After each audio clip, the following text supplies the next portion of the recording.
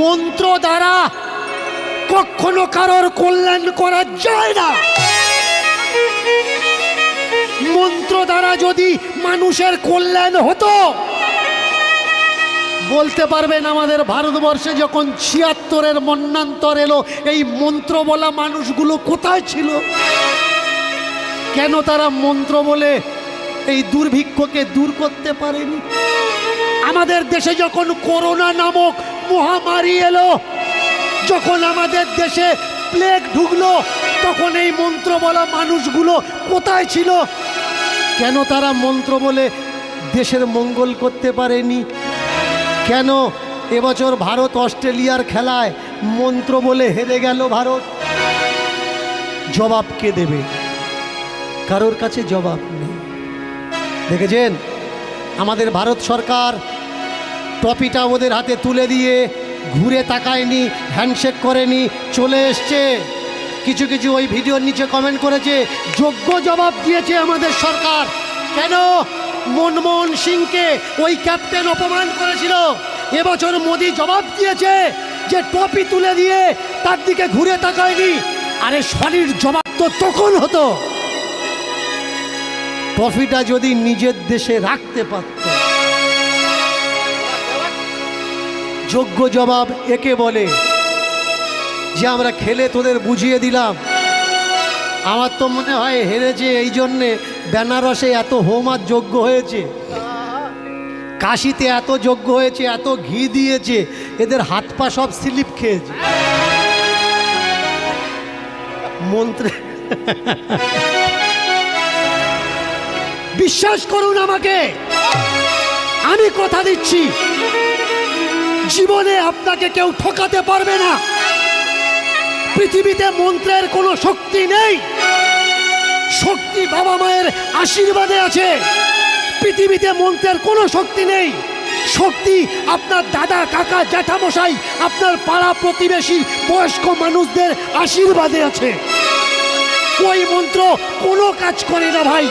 মন্ত্র যদি কাজ করত, আপনাকে কি মনে হয় আপনাদের যে দীনকৃষ্ণ ঠাকুরের ওরা বান মারেনি?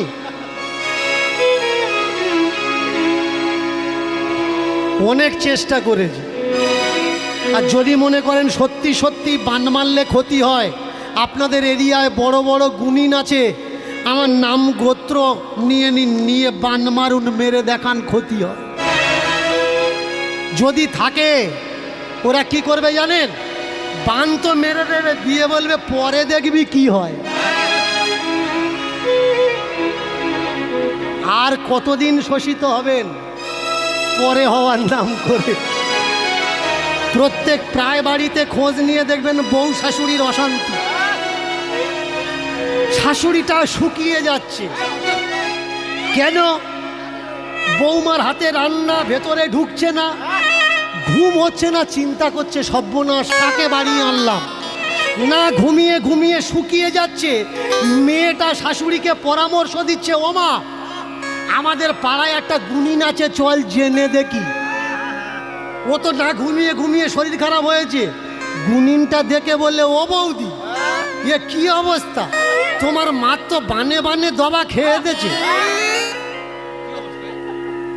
মা মনে মনে করছে, দেখেছি আমি জানতাম তোর বৌদি এ আমার বেঁধে ফেলেছে পুরো বডি। যারা বান মেরে মানুষের ক্ষতি করছে, অগ্নিবান, পচাবান, লেবুবান, জ্বালাবান, পাটনাবান, তুর্কিবান, বলুন তো ইংরেজরা যখন 200-250 বছর আমাদের ভারত গোলাম রেখেছিল, এদের বানগুলো তখন কোন জায়গায় ছিল? নাকি তখন বান চারা ছিল, এখন বড় হয়েছে? যখন 2000 বছরেরও বেশি মুসলমানরা ভারতবর্ষকে শাসন করেছে, তখন এইসব গুণিনদের বান কোথায় ছিল? তখন বোধহয় সবে বীজ পুঁতেছিল, সার জল দিয়ে বড় হয়েছে, এখন কাজে লাগছে। অনেকে ছুটে যাচ্ছে ভাই মানত করতে, কিচ্ছু হয় না ভাই মানতে। মানত করলে যদি কিছু হতো এবছর যে ঠাকুরের কাছে মানত করেছো 5 বছর পরে গিয়ে দেখো ওই ঠাকুর ঘরের পেছনে বৃষ্টিতে ভিজে গলে যাচ্ছে।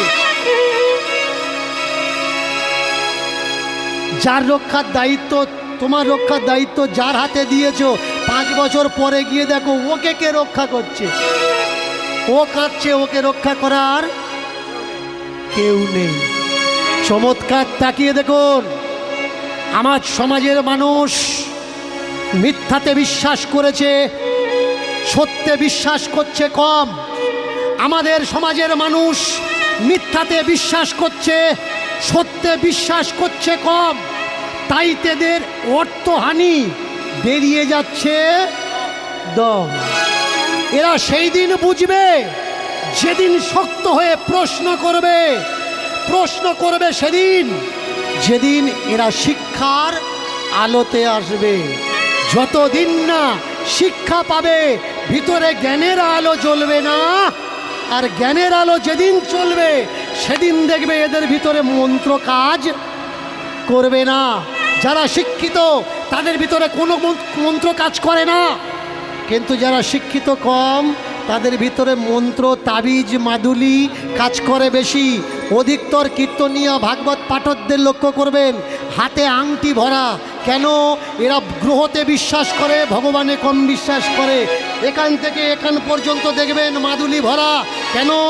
যদি গলা নষ্ট করে দেয়, বান মারে, যদি ঢোল ফেটে যায়, বিশ্বাস করার কোনো প্রয়োজন নেই, ওতে কিছু হয় না।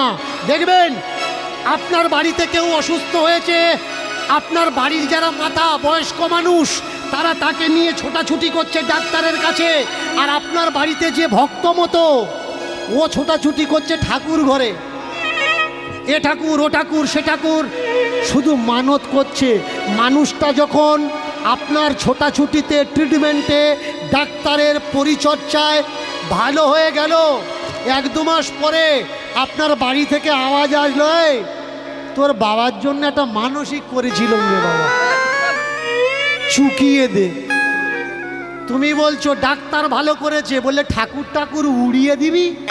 ঠাকুর বলে কেউ নেই, ডাক্তারের ওষুধে ভালো করেছে। ভগবান যদি না থাকে তোর বাবা ভালো হতো? আমি জানি না আপনাদের ভেতরে কেউ মানত চুকোনো মায়েরা আছেন কি না। মানত চুকোবেন, ঠাকুরের কাছে মানত করবেন বাজি বাজনা করে। কেমন? বাজি বাজনা করে গিয়ে মোরগ নিয়ে, ছাগল নিয়ে গিয়ে মানত চুকিয়ে আসবেন। কিন্তু যে ডাক্তার ট্রিটমেন্ট করে আপনার বাড়ির মানুষকে ভালো করেছে তার বাড়িতেও ঢোলক টোলক নিয়ে যাবেন। এখানে মানত চুকোনো আর ওখানেও মানত চুকোনো, কারণ এর জন্যেও হয়েছে, ওর জন্য। আমরা ডাক্তারের মানত কিন্তু কেউ চুকাই না। চুকাই কার মানত? যে আমাদের কাজে আসে না। এই মূর্তি কারা তৈরি করে দিয়েছে আমাদের কাছে? ভালো করে মন দিয়ে শুনবেন। একবিংশতি শতাব্দীতে মূর্তির প্রাদুর্ভাব হলো। এই মূর্তি এলো কোথার থেকে? বৌদ্ধ দর্শন থেকে। একবিংশ শতাব্দীর তাকিয়ে দেখুন অজন্তা গুফা, তাকিয়ে দেখুন অজন্তা গুফা। ভারতবর্ষের যত মূর্তি, কাদের অবদান? বৌদ্ধ দর্শনের অবদান। এক বৌদ্ধ মত থেকে ভিন্ন মত প্রকাশ হয়ে গেল। এই ভারতবর্ষের মূর্তি কনিষ্ক যখন ভারতে এলো, কনিষ্ক নিজের মূর্তি, তারপরে সৈনিকদের মূর্তি তৈরি করা আরম্ভ করল। তাহলে আগে বুঝতে হবে ভাই, এই মূর্তি প্রথা, মূর্তি কারা আমাদের দিয়েছে? যারা চাচ্ছে মানুষ সত্যি ভুলে মূর্তির দিকে যাক, মূর্তি পূজা অবশ্যই করুন, ঘট পূজা অবশ্যই করুন, পট পূজা অবশ্যই করুন। কাকে? আপনার ঠাকুর দাদা, আপনার বাবা, আপনার মা, আপনার গ্রামের মহান মানুষ দেখাতে পারবেন কোনো জায়গায় যারা দেশের জন্য দিয়েছে প্রাণ, তাদের মূর্তি তৈরি করে আমরা দিয়েছি কোনো অবদান। ভগৎ সিং থেকে ক্ষুদিরাম, এর নাম চিহ্ন শুধু মোড়ের মাথায়। কোনো মন্দির কোনো তীর্থ এদের নাই, কিন্তু যাদের মন্দির তীর্থ আমরা গড়ে তুলেছি এদের ইতিহাস নাহি খুঁজে পাই। আপনারা শুধু বললেন, তাই কটা তথ্য, তাই কটা সত্য আপনাদের সামনে তুলে ধরলাম। ধর্ম মানে কি? ডেফিনেশন অফ দ্য ধর্ম। আমরা অনেকেই জানি না ধর্মের ডেফিনেশন কি, শুধু বলে আমরা শুনি মাত্র। কি ধর্ম? ধর্ম মানে মালা পরা নয়। ধর্ম মানে যদি মালা পরা হতো, যারা মালার দোকান খুলে বসে আছে তাহলে ওরা বড় ধার্মিক হতো। ধর্ম মানে তিলক কাটা নয়, তিলক সেবা নয়। ধর্ম যদি তিলক কাটা তিলক সেবায় হতো, কত প্রাণী আছে সারাদিন কাদামাটি মেখে ঘোরে, তাহলে ওরা বড় ধার্মিক হতো। ধর্ম মানে যদি গঙ্গার জলে সকালে উঠে স্নান করা হতো, তাহলে কত পানকৌড়ি সকাল হওয়ার আগের থেকে জলে ডুব দেয়, পানকৌড়ি ধার্মিক হতো। ধর্ম মানে যদি ঘর ছেড়ে দেওয়া হতো, তাহলে জাহাজে যারা চাকরি করে 7 মাস 8 মাস করে ঘরে আসে না, তাহলে ওরা বড় ধার্মিক হতো। মিলিটারিতে যারা চাকরি করে তারা অনেক মাস বাড়িতে ফেরে না। ঘর ছেড়ে দেওয়ার নামই যদি ধর্ম হতো। ধর্ম মালা পরার নাম ধর্ম নয়, তিলক নেওয়ার নাম ধর্ম নয়, কাদামাটি মাখার নাম ধর্ম নয়, ঘর ছাড়ার নাম ধর্ম নয়। বলতো দেখি ধর্ম মানে কি? এই দেখ, আমরা কোথায় যাচ্ছি বললাম, বললে ধর্ম কথা শুনতে। বলে শুনবো যখন, তাহলে আগে জিজ্ঞাসা করছিস কেন? গিয়ে ওখানে শুনে নেব। আর যদি জিজ্ঞাসা করার হয় ওখানে গিয়ে জিজ্ঞাসা করব, তাহলে প্রশ্নের উত্তর পেয়ে যাবে। দেখবেন আজকের শুধুমাত্র সত্যের কারণে কিছু মানুষ গ্রামে গ্রামে জবাব দিয়ে পাচ্ছে না। আমার নামে গালাগালি করছে। যে সত্যকে ভালোবাসে সে বলছে, ভাই পিছনে গালাগালি করছিস কেন? চল না, দীনকৃষ্ণ ঠাকুর আসছে ক্যানিংয়ে, ওখানে চল। যা প্রশ্ন গিয়ে সামনে বলবি, টেনে নিয়ে আসে। কিন্তু সবাই কি সত্য জানতে চায়? জানতে চায় না। আপনার ব্যথা যে কেউ টিপুক বা না টিপুক, যদি ডাক্তার টিপে ধরেছে জানবেন আপনার রোগ ধরা পড়বে। গ্রামের লোক টিপলে ধরা পড়বে না। এর জন্য ব্যথাকে কখনো গ্রামের লোক দিয়ে টেপানো উচিত না। ডাক্তারখানায় যাবেন, ডাক্তার টিপে ধরে যদি খুঁজে পায় এইটা ব্যথা, ডাক্তার অ্যানালাইসিস করে বলে দেবে এর ব্যথার কারণটা কি। এর জন্য যদি আমার কথায় কারোর মনে ব্যথা হয় তো আমাকে দিয়ে টেপাও না, আমার সামনে বসো, দেখবে ব্যথা থাকবে না, তোমার ব্যথা সেরে যাবে আমার অ্যানালাইসিসের জন্য। ধর্মকে জানবি যখন, আমাদের প্রশ্ন করছিস কেন? চল, যেখানে যাচ্ছি সেখানে গিয়ে ধর্মকে জানবি, ধর্ম নিয়ে প্রশ্ন করবি। চমৎকার। এক বড় ছেলে বলে, ওসব বাজে কথা বাদ দে। ধর্মপথে যেতে গেলে বাজে জিনিস শুনতে নেই। ভালো করে শুনবেন। আপনি যদি নিজেকে ধার্মিক বলে মনে করেন, চলে যাবেন মায়াপুর, নবদ্বীপ, ইস্কন মন্দির, দেখবেন 3 বান্দরের প্রতিমূর্তি রাখা। বান্দর বান্দর, একটা বান্দর কানে হাত দিয়ে আছে, একটা বান্দর চোখে, একটা বান্দর মুখে। কেন? না খারাপ শুনবো, না খারাপ দেখবো, না খারাপ বলবো। তার মানে এই পর্যন্ত আসলে এই 3টে নিয়ম মাস্ট পালন করা লাগবে। কাউকে বলা লাগবে না, নিজেকে দিয়ে নিজে বিচার করবেন। সত্যি আমি কারোর খারাপ শুনি না তো? সত্যি আমি কারোর খারাপ বলি না তো? সত্যি আমি কারোর খারাপ দেখি না তো? ধর্ম বড় সূক্ষ্ম জিনিস, যাহা চোখে দেখা যায় না, শুধু অনুভব অনুভূতিতে আর ব্যবহারে প্রকাশ পায়, তাহাই ধর্ম। আর যার ভিতরে প্রকাশ পায় সে হচ্ছে ধার্মিক। ধার্মিক হতে গেলে মালা লাগে না। ধার্মিক হতে গেলে গেরুয়া বসন সংসার ত্যাগী হওয়া লাগে না। ধার্মিক যে কেউ হতে পারে, সংসারে থেকেও হতে পারে।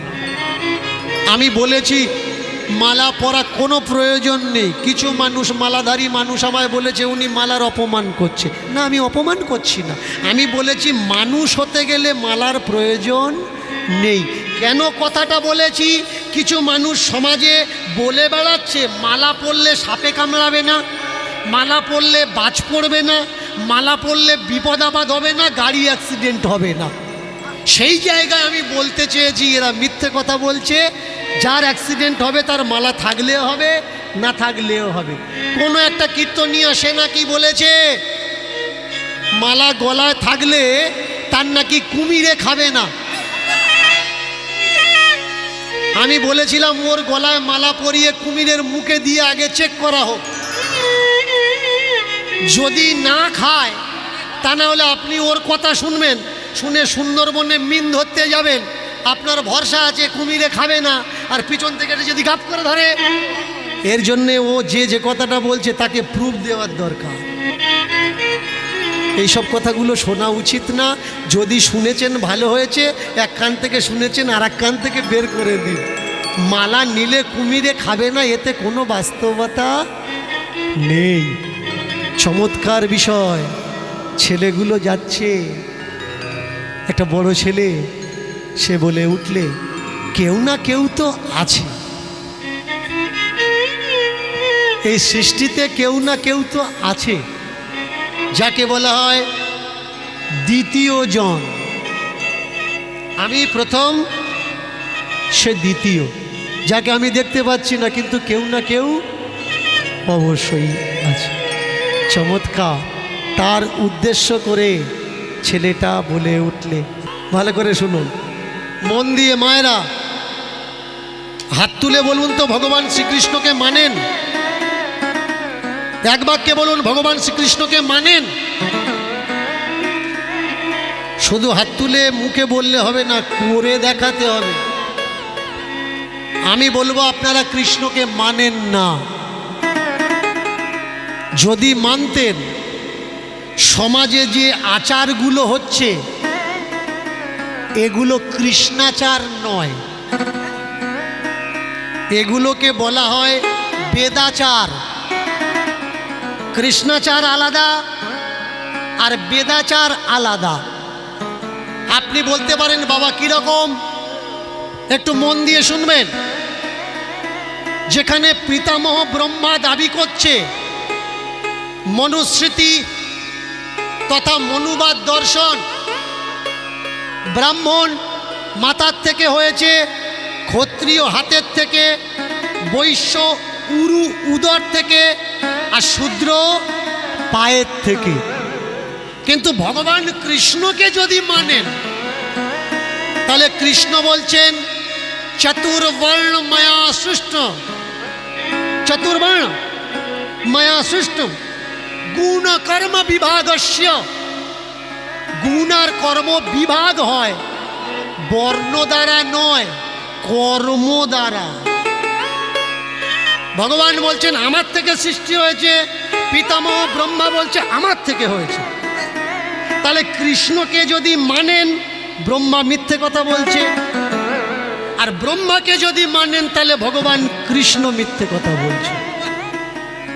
ভগবান শ্রীকৃষ্ণ দেবের পূজাতে বাধা হয়ে দাঁড়ালেন।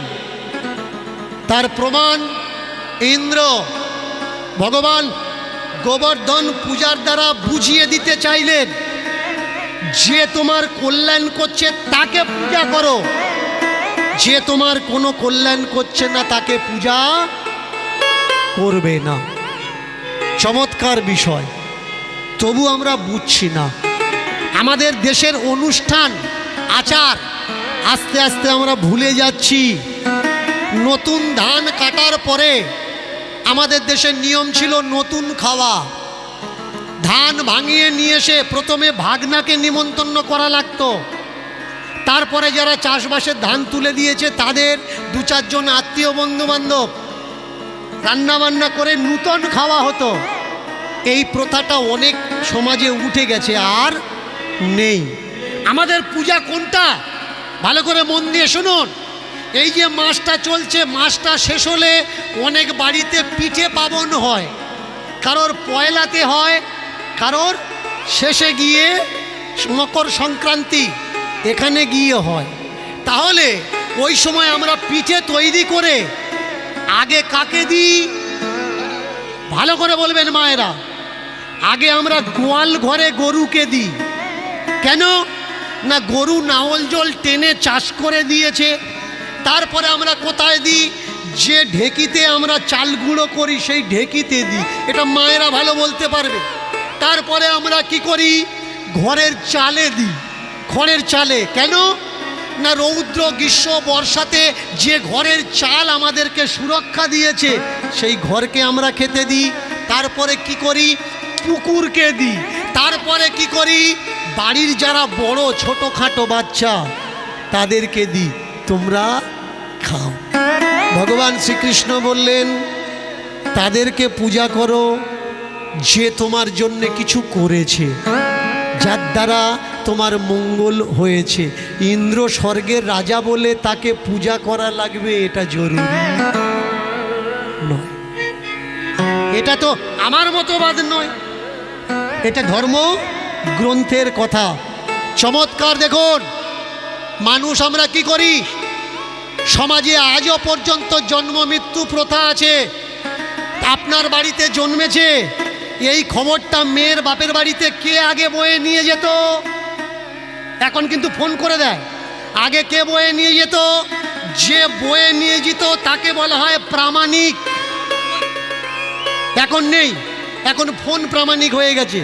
ফোন করে বলে দিলে, বলে দাও তোমার মেয়ে তোমার দিদির এই হয়েছে, ব্যাস। তাহলে সংবাদ মাধ্যমকে প্রামাণিক। এর জন্যে প্রত্যেকটা অনুষ্ঠানে প্রামাণিককে ডেকে কি করতে হয়? কাপড় গামছা তাকে দিতে হয়, কারণ সে আমাদের বার্তা বহন করে। এইবার দেখুন, যে নাড় কেটেছে তাকে কি বলে? দাইমা। দাইমা, দায় থেকে আমি উদ্ধার হয়েছি, ওকে দাইমা বলে, ধাইমা নয়। ধাই মানে যে ধেয়ে যায়, আর দাই মানে যে আমাকে দায় থেকে উদ্ধার করেছে, দাইমা। এখন দাইমার প্রয়োজন নেই। ডাক্তার বাবা, নার্স মা। তাহলে আমরা যখন ওই ছেলেটার কোনো জন্মদিন মুখে ভাত অনুষ্ঠান করি, আমরা দাইমাকেও নিমন্ত্রণ করি, কারণ ইনি আমাদের কাজে এসেছে, কাজে লেগেছে। শুধু তাই নয়, এবার মেনে চলুন, আপনি আপনার বাচ্চার ষষ্ঠী পুজো করাবেন। এখান থেকে শুরু হচ্ছে আপনার সর্বনাশ। ষষ্ঠী পুজো যদি ভালো হবে তাহলে মানুষ ঝগড়ার সময় কেন বলে তো ষষ্ঠী পুজো করে দেব? শুধু তোর না, একটা গ শব্দ লাগায়। পুরোটা হয়তো বলতে পারবো না, মার্জিত জায়গায় দাঁড়িয়ে আছি তো। ষষ্ঠী পুজো যদি ভালো হবে তাহলে তো আনন্দ করার দরকার। দে দে দে, আবার কর, আবার কর, আমরা তো বলবো। কেউ যদি বলে আমি তোর বাড়ি দুর্গা পূজা করবো, আমরা কি বলবো? কর, ভালো তো, আমার মঙ্গল হবে। কিন্তু কেউ যদি বলে তোর ষষ্ঠী পুজো করে দেবো, আমরা কি বলি? তুই জানিস ষষ্ঠী পুজো, আমি জানি না, তুই আয়, আমিও তোর পূজা করে দেব। তার মানে ষষ্ঠী পূজাটা ভালো জিনিস নয়। ভালো জিনিস যদি হবে, ডিম কটা লাগছে? 21টা। বলুন তো, বামনেরা এই ডিম রেখে যায় না নিয়ে যায়? যদি ডিম্ব ব্রাহ্মণ হয় ওকে মানা লাগবে? ও তো ঠুনকো ব্রাহ্মণ, এনি টাইম ডিম ভেঙে যেতে পারে। রাগ করলে হবে না ভাই। বামনেরা ডিমে হাত দেবে কেন? বামনেরা তো নিরামিষ খাওয়া লোক, আমিষ নিয়ে কেন টানাটানি করবে? জিজ্ঞাসা করবেন ডিম কোন কাজে লাগে, ডিম দিতে হবে কেন বলুন? আপনাকে লিস্ট ধরিয়ে দেয়, আপনি জানেন না, লিস্টের মতন বাজার করে নিয়ে আসছে। কখনো জিজ্ঞাসা করুন না। প্রত্যেক প্রত্যেকটা নৈবেদ্যতে মন্ত্র আছে, যৎকিঞ্চিত নৈবেদ্যম, যৎকিঞ্চিত নৈবেদ্য। দাদা আমি দিলাম বা দান করলাম বা অর্ঘ দিলাম, এই বলে তাকে ফুল চন্দন দেওয়া লাগে বা গঙ্গা জল ছিটিয়ে দেওয়া লাগে। তাহলে ষষ্ঠী পূজায় ডিমের ওপরে কি মন্ত্র আছে একটু বলবেন? যদি আমার উপরে রাগ করা কোনো ব্রাহ্মণ থেকে থাকেন, কে কোন মন্ত্র উচ্চারণ করে ডিমকে পুজো করছেন? এটা আমার কথা নয়, আপনারা করছেন তাই আমি বলছি মাত্র। 21টা ডিম লাগবে। এইবার আপনি কি জানেন এই ষষ্ঠী পুজো করতে গেলে আপনার বাড়ির কোনো গার্জেনকে নন্দীমুখ করা লাগে? নন্দীমুখ, নন্দীমুখ মানে সে সারাদিন না খেয়ে থাকবে আর নানান 17 মন্ত্র বলবে। নন্দীমুখ মানে কি? নন্দীমুখ মানে একটা শ্রাদ্ধ। কেন না, আপনি 14 পুরুষের খোলে জল দেওয়া লাগবে, পিতৃকুলের আর মাতৃকুলের। আপনার ছেলের ষষ্ঠী পুজো করাচ্ছেন, পিছন থেকে ও শ্রাদ্ধ করাচ্ছে, আপনি বুঝতে পারছেন? কেন কি যেসব ভাষায় শ্রাদ্ধগুলো কচাচ্ছে ওই সব মন্ত্রগুলোর অর্থ আপনি জানেন না। এর জন্য তো আমি বলি, আমাদের মঙ্গল যখন করছো সংস্কৃত কেন বলছো, বাংলায় বলো, তাহলে আমরা বুঝতে পারবো আমাদের কি কি মঙ্গল করছো। এই কিছুদিন আগে আমাদের এই রাজ্যের বাইরে গিয়ে কীর্তন করতে গিয়ে আমি বলেছিলাম, একটা মন্ত্র অন্তত বলো যা নিজ জাতির উন্নতির জন্য তোমরা উচ্চারণ করো। আমি কথা দিচ্ছি দীনকৃষ্ণ ঠাকুর আর কীর্তন করবে না। আমাকে বলে বোঝাবে, একটা মন্ত্র বলো যে শূদ্র ধন বৃত্তি ভব, শূদ্র শান্তি ভব, শূদ্র শ্রী বৃত্তি ভব, শূদ্র যশস্বী ভব। বলছে না, তবু আপনারা পূজা করাচ্ছেন, ষষ্ঠী পুজো করাচ্ছেন। কেন? করতে হয় তাই করাচ্ছেন, সকলে করায় তাই আপনি করাচ্ছেন। এর পরের গিয়ে আজকের আমি এসছি, সামনে বছর আসবো কি তার ঠিক নেই। যাদের বাচ্চারা এখনো ষষ্ঠী পুজো করাননি, চিন্তা করাবেন, করাবেন কি করাবেন না, ও তো আপনাদের ব্যাপার।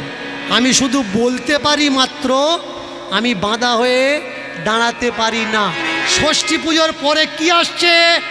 এরপরে আসছে মুখে ভাত, অন্নপ্রাশন। এই অন্নপ্রাশনে আবারও ঢুকবে আপনার বাড়িতে, আবার হবে নন্দীমুখ শ্রাদ্ধ। এই অন্নপ্রাশনের পরে এবার আসছে কি? বিবাহ। এই বিবাহেতে আবার আপনাকে ডাকা লাগবে, ওকে, ওই থার্ড ম্যানকে। ও আবার নন্দীমুখ করাচ্ছে, মানে আবার হচ্ছে আপনার শ্রাদ্ধ। বুঝে দেখেছেন? গীতা যদি মানেন, ভগবান শ্রীকৃষ্ণ গীতা উপহার দিয়েছেন আমাদের। গীতায় কোনো জায়গায় লেখা নেই আত্মাকে খাওয়ানো যায়। গীতায় কোনো জায়গায় লেখা নেই আত্মা কষ্ট পায়, আত্মা দুঃখ পায়, আত্মা ছটফট করে, আত্মার মঙ্গলের জন্যে শ্রাদ্ধ করার দরকার। তাহলে যদি ভগবানকে মানেন, এগুলো ভগবান বিরোধী কাজ। আর যদি পিতামহ ব্রহ্মাকে মানেন, তাহলে ভগবান শ্রীকৃষ্ণ বিরোধী কাজ করছেন। নির্ণয় আপনাদের নেওয়া লাগবে, আপনারা কোনটা করতে চাচ্ছেন, কোনটা করতে চাচ্ছেন না। অসুবিধা কোথায়? আমরা প্রশ্ন করা ভুলে গেছি। ওরা আমাদের শিখিয়েছে বেশি পড়ো না, বেশি জেনো না, বেশি জানলে জানোয়ার হবে। তার মানে বলতে চাচ্ছে কি, তোমরা না জেনে জানোয়ার তৈরি হও। যে জানোয়ারের গলায় দড়ি দিয়ে আমরা আমাদের চাষবাস আদি ফসল ফলাতে পারি। সেখানে বেশ কিছু মহামানব তারা সামনে আসলো, এগিয়ে এসে বলল, শক্ত হও, মজবুত হও, শিক্ষা আমাদের জন্মগত অধিকার, স্কুলে চলো। মন্দিরের দরজায় কম, স্কুলের দরজায় বেশি চলো। স্কুলে গেলে মানুষ হবে, মন্দিরে গেলে ভক্ত হবে। মানুষ হলে ভালো মন্দ বোঝার ক্ষমতা থাকবে, আর ভক্ত হলে তুমি গুরুর দাস হয়ে যাবে।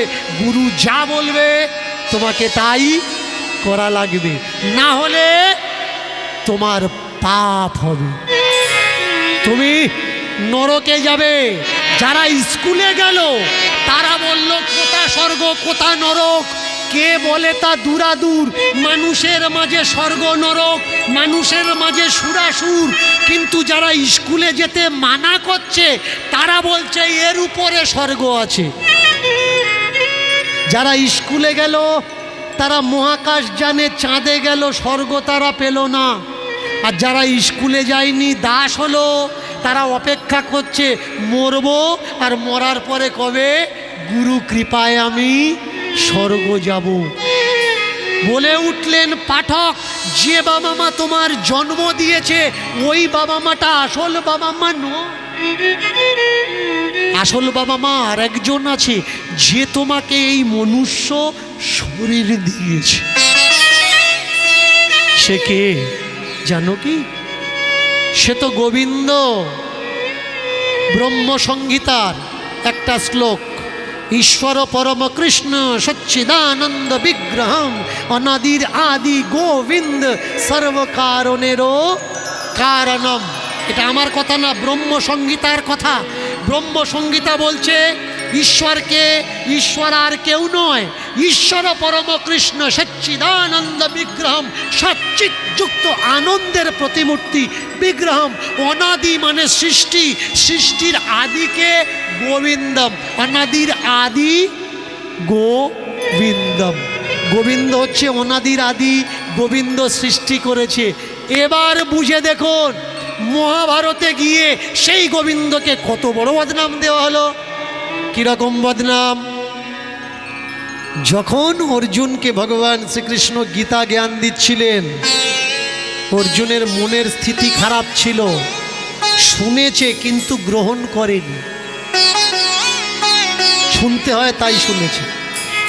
যুদ্ধক্ষেত্র, যুদ্ধ শেষ, জয়লাভ হয়ে গেছে, রাজ্যও পেয়ে গেছে। গোবিন্দকে একদিন বলছেন, সখা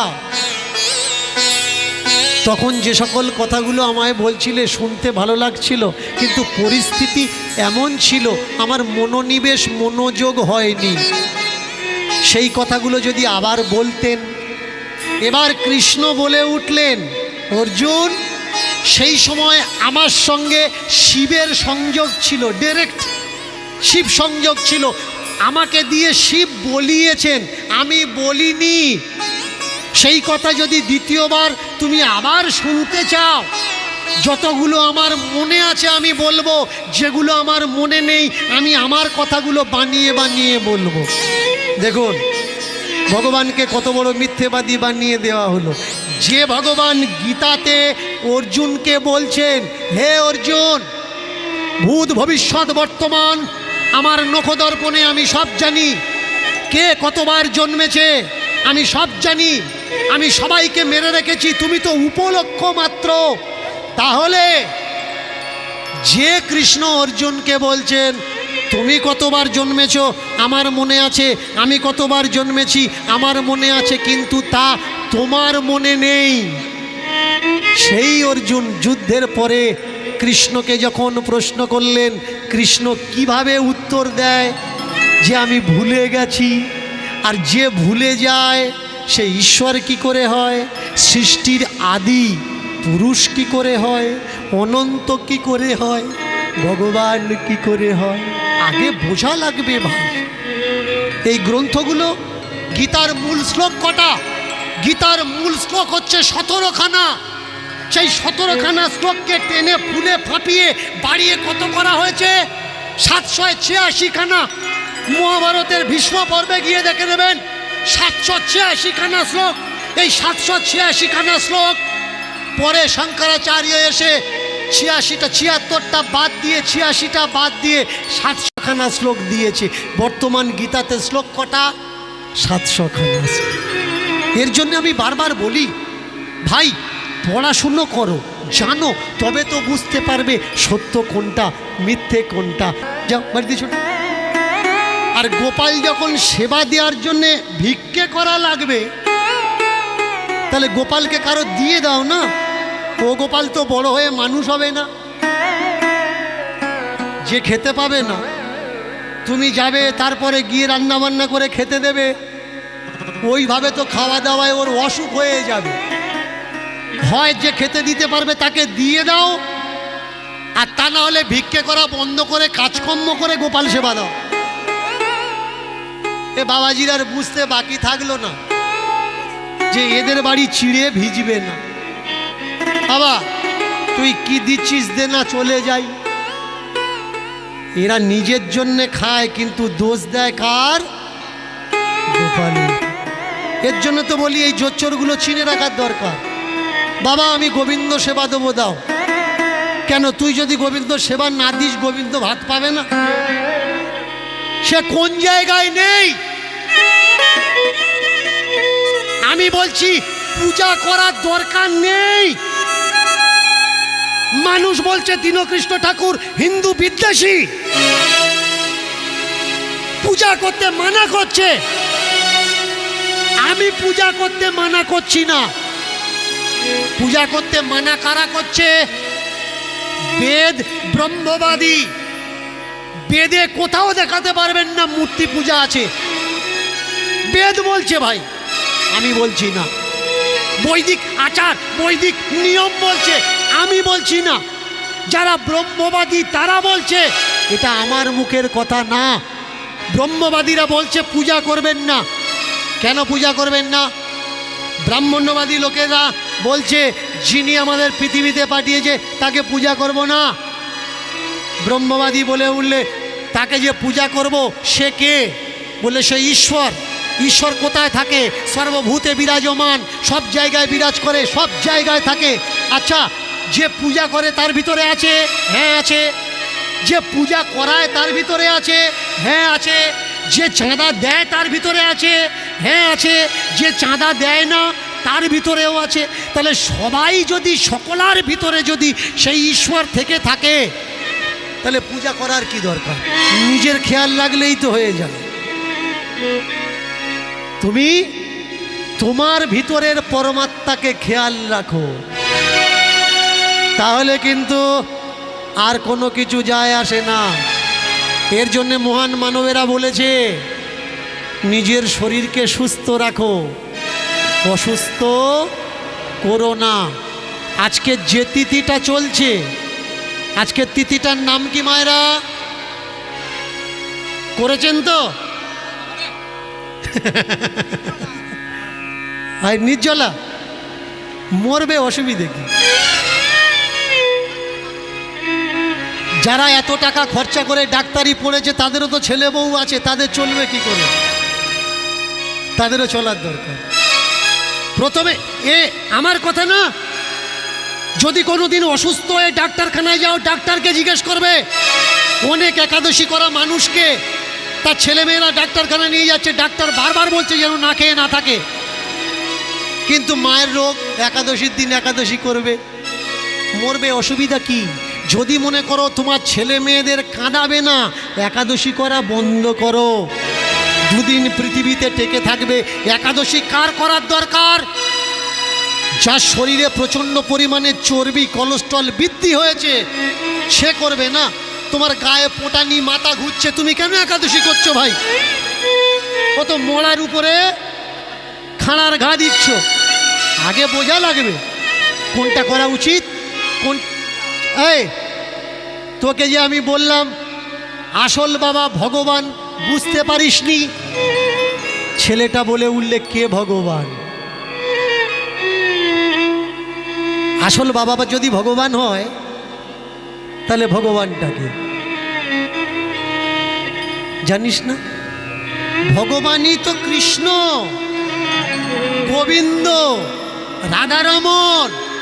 আচ্ছা, ভগবান যদি কৃষ্ণ হবে, ভগবান যদি গোবিন্দ হবে, আমরা আমাদের নকল বাবা মাকে দেখা পাই।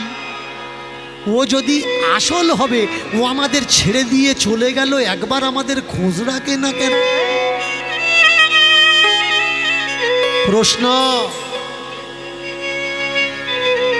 আমাদের নকল বাবা মা যারা, তারা আমাদের খেয়াল রাখে, কিন্তু যারা আমাদের আসল বাবা মা, জন্মের পর থেকে মৃত্যু পর্যন্ত কই একদিন তো খেয়াল রাখার জন্য সে এলো? আরে ভগবান দিয়ে তোর কোনো যায় আসে না। তোর যদি ভগবানের প্রয়োজন হয়, তুই ভগবানের কাছে যাবি। যাব কিভাবে ভগবানের কাছে? এর জন্যই তো ত্যাগ দরকার। যা কিছু আছে সব কিছু ত্যাগ দাও। সব কিছু ত্যাগ দিয়ে হিমালয়ে ছুটে যাও, গিরি গহ্বরে, যেখানে না আছে খাওয়ার, না আছে পাওয়ার, না আছে চাওয়ার।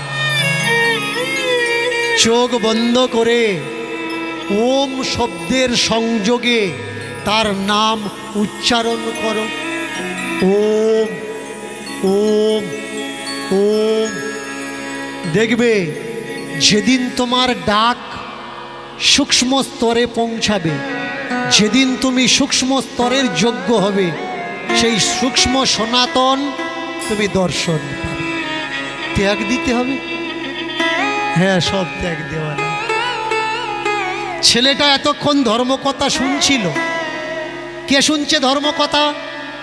ধর্ম শুনছে ধর্মকথা। ধর্মকথা শুনতে শুনতে বেলা থাকতে থাকতে ধর্মকথা শেষ হয়েছে। মাথায় কিন্তু এই বিষয়টা চর্চা হচ্ছে। আমরা যারা দূর দূরান্ত থেকে ছুটে এসেছি, সবাই আমরা শুনছি, কিন্তু সুটা কদন নিচ্ছি, সেটাই হচ্ছে চর্চার বিষয়। কেউ খারাপটা গ্রহণ করে উত্তেজিত হয়, কেউ আবার খারাপের ভিতর থেকে ভালোটা, তার প্রয়োজনীয়টা গ্রহণ করে তার জ্ঞানকে বৃদ্ধি করায়, সঞ্চয় করে। আজকের ছেলেটা যেতে যেতে বন্ধুদের বলছে, হ্যাঁ রে, বাবা মা আসল বাবা মা নয়, আর একটা বাবা মা আছে। মনটা যেন ভেঙে গেল। কেন? হঠাৎ করে যদি কেউ সত্য জানতে পারে, সত্য জানলে কিন্তু, যে মিথ্যে জেনে অভ্যাস, হঠাৎ করে সত্য কিন্তু তার কাছে ব্যথাদায়ক হবে। কেমন?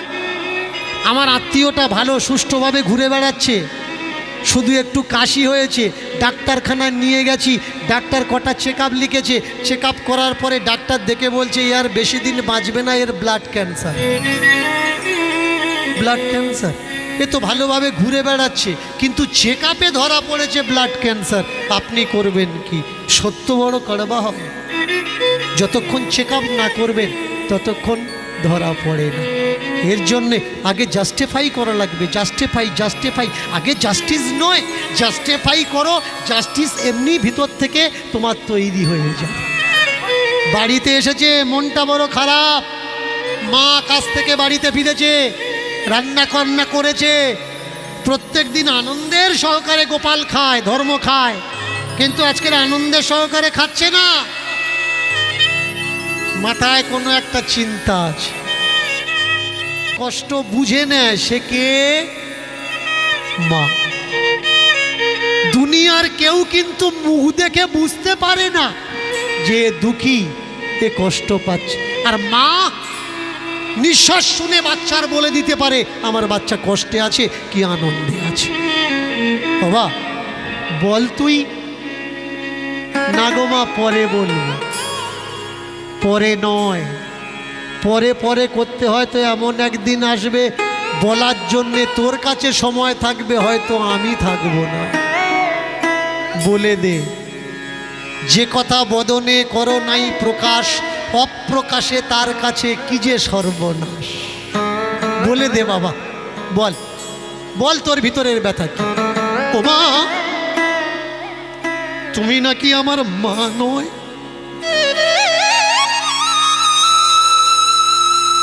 কে বলেছে রে বাবা আমি তোর মা নই?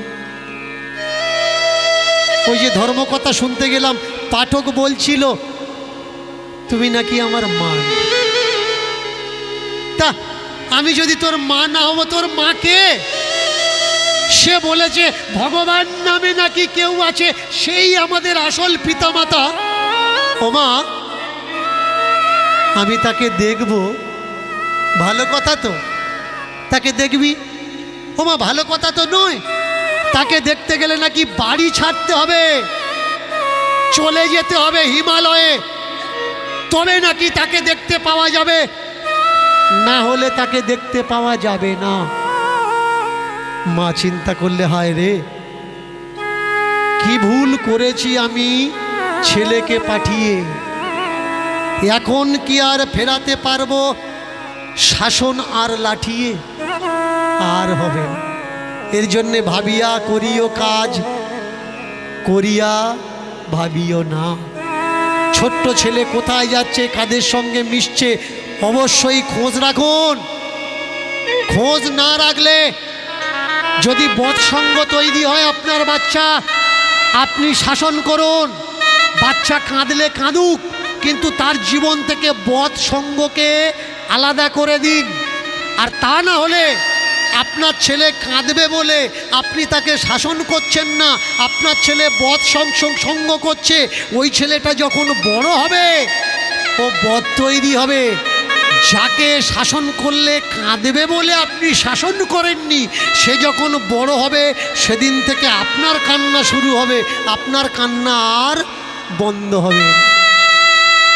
এর জন্যে শিশু থাকতে গড়ে তোলো মানুষ কেমন হবে। বড় হলে আর হবে না, ও তোমার কাছে কি তোমার কথা শুনবে? কখনো শুনবে না। এর জন্যে শিশু অবস্থায় গাইড করো, বড় হলে আর গাইড চলে না। যন্ত্রণা হবে, ভয় পেও না। কষ্ট আসবে, ভয় পেও না। মৃত্যু হবে, ভয় পেও না। দর্শন শেখাচ্ছে, ভয় পেও না। ধর্ম শেখাচ্ছে, কি ভয় পাও? জম দিয়ে ভয় পাও, জম লোক দিয়ে ভয় পাও। ভয় না পেলে তোমার অন্তিম ক্রিয়াকর্মেষ্টি হবে না। আমাকে অনেকে বলে যে দীনকৃষ্ণ ঠাকুর নাকি শ্রাদ্ধ বন্ধ করাতে চাচ্ছে। মরার পরের অন্তিম ক্রিয়া কি ক্রিয়া? শ্রাদ্ধ ক্রিয়া। আমি শ্রাদ্ধ বন্ধ করাতে চাচ্ছি না। আমার জন্ম নেওয়ার আগে থেকে মহামানবরা, মহাপুরুষরা চেষ্টা করছেন শ্রাদ্ধ বন্ধ হোক। এই শ্রাদ্ধের ঘোর বিরোধী কে ছিলেন? আমার মহাপ্রভু। অনেকে বলেন তাহলে মহাপ্রভুর বাবার শ্রাদ্ধ করলো কেন? কেন তার পিণ্ড দিতে কাশী ধামে গেল, গয়া কাশীতে গেল? শুনুন, কেন গেছেন মহাপ্রভু? মহাপ্রভু যখন জানেনি তখন গেছেন, কিন্তু জানার পরে তিনি যে সমাজ তৈরি করেছেন তাদেরকে বলেছেন শ্রাদ্ধ করা লাগবে না, মহোৎসব করো। দেখাতে পারবেন না বৈষ্ণব ধর্মে দীক্ষা নেওয়া কোনো মানুষ শ্রাদ্ধ করছে, গোসাইদের ডেকে নিয়ে কি করে? মহোৎসব করছে। তাহলে শ্রাদ্ধের বিরোধী আমি করছি? আমি করছি না ভাই। এ আমাদের দেশের মহান মানব, মহাপুরুষদের অবদান, তারা মানা করছে। আপনার ইচ্ছা আপনি করবেন, আমি কাউকে বাধা দিতে পারি না, ওটা আপনার ব্যক্তিগত ব্যাপার। আমি শুধু তথ্যগুলো তুলে ধরতে পারি, কোনটা করা উচিত কোনটা করা উচিত নয়। এবার মায়েরা, বাবারা যারা দূর দূর থেকে এসছেন, আপনারা যদি অনুমতি দেন তাহলে কটা সত্যি কথা বলতে পারি। বলুন, অনুমতি আছে? কারণ আমি বলবো আর আপনারা বলবেন কেন বললেন, শুনতে চাইনি, এসব বলার দরকার নেই। এর জন্য অনুমতি নেওয়ার দরকার। মায়েরা একটু জোর করে বলবেন, শুনবেন তো? ঠিক তো? কীর্তন শুনছেন তো? যারা এতক্ষণ কীর্তন শোনেনি জোরে উলুধ্বনি দাও তো।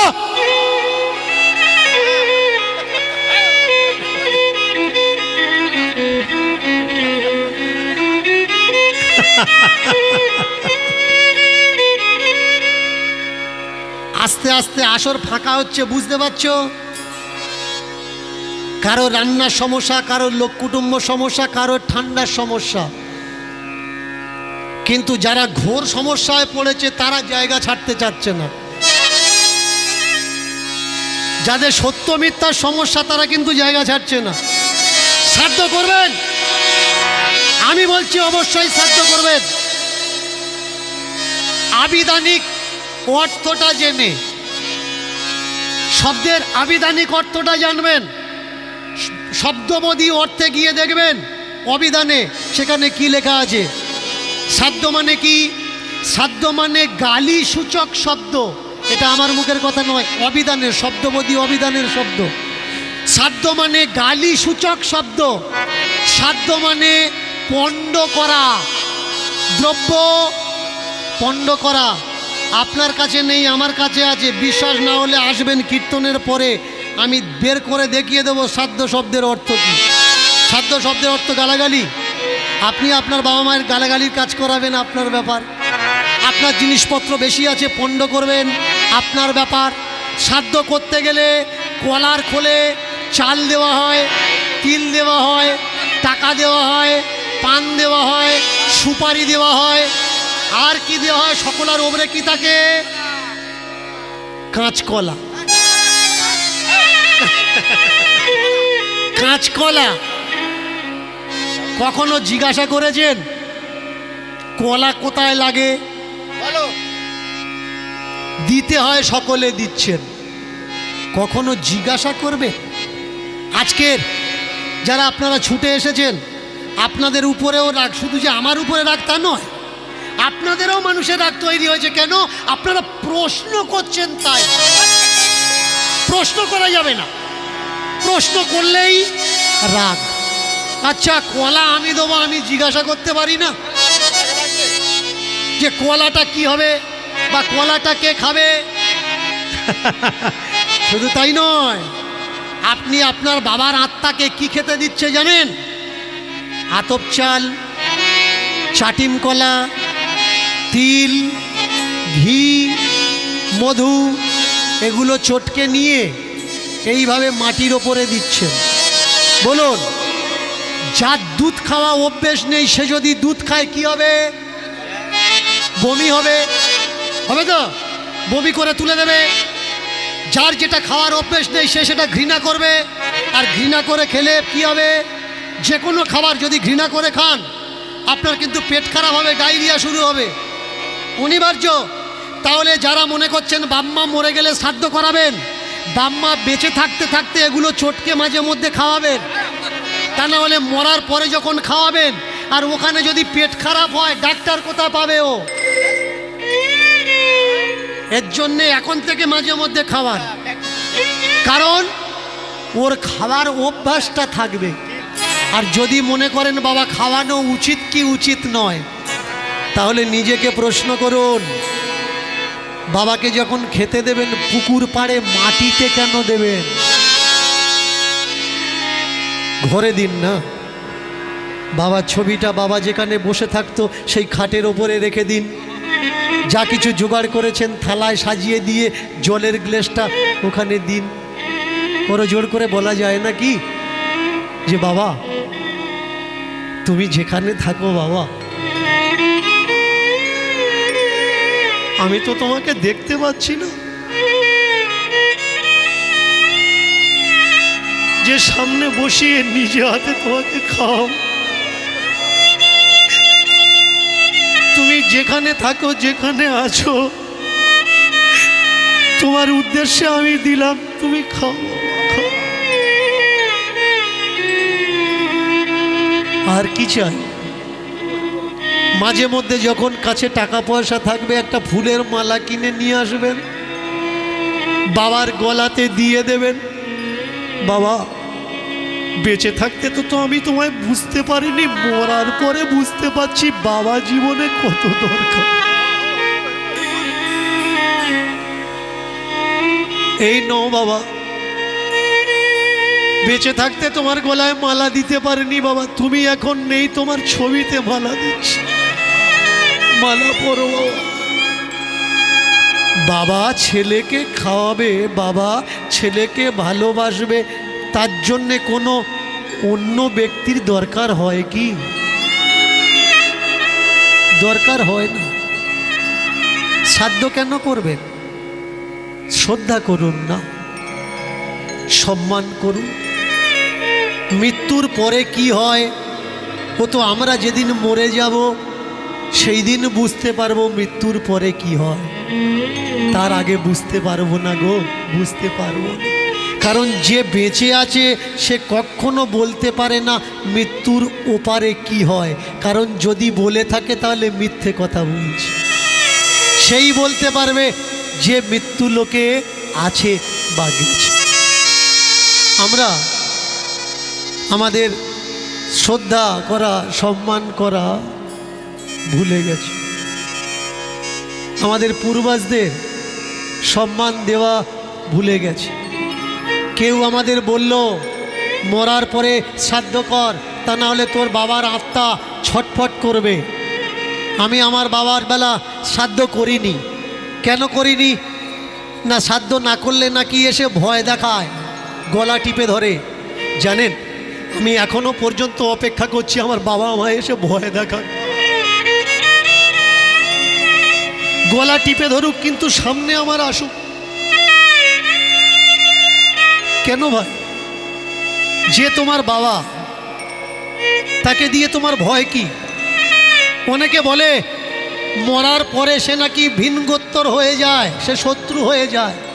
আচ্ছা, বাবা যদি 10 দিনের জন্যে, 1 মাসের জন্যে বিদেশে মাটি কাটতে যায়, তার মানে কি বাবা ছেলের কাছে শত্রু হয়ে যায়? যেদিন ফিরে আসে ছেলের টান না থাক বা থাক, বাবা দূর থেকে 2 হাত বাড়িয়ে অপেক্ষা করে আমার ছেলেটা ছুটে এসে আমার জড়িয়ে ধরুক। এই তো বাবা ছেলের ভালোবাসা, এই তো মা ছেলের ভালোবাসা। ওরা আপনাকে শেখাচ্ছে আর আপনি শিখে নিয়েছেন। না ভাই, এটা একটা জোচ্চুরি ধান্দাবাজি ছাড়া আর কিচ্ছু না।